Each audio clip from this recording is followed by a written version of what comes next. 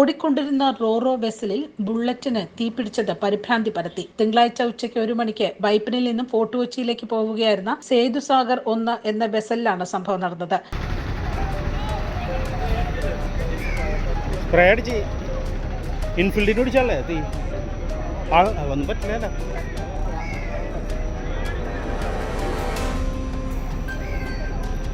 തീ പിടിച്ചു.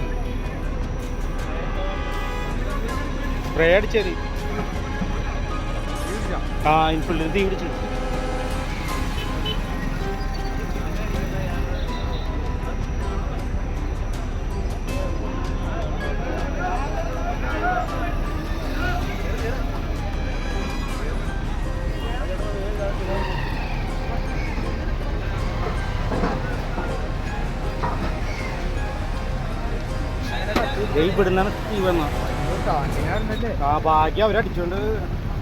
ബൈക്കിന്റെ എഞ്ചിൻ ഭാഗത്ത് നിന്ന് പെട്ടെന്ന് തീ ഉയരുകയായിരുന്നു. വെസലിലെ ജീവനക്കാരുടെ സംയോജിതമായ ഇടപെടലിലാണ് അപകടം ഒഴിവായത്. തീ കെടുത്തുന്ന ഫോം ഉപയോഗിച്ച് തീ അണയ്ക്കുകയായിരുന്നു. തീ കെട്ടതോടെയാണ് യാത്രക്കാരുടെ ആശങ്കയാകുന്നത്.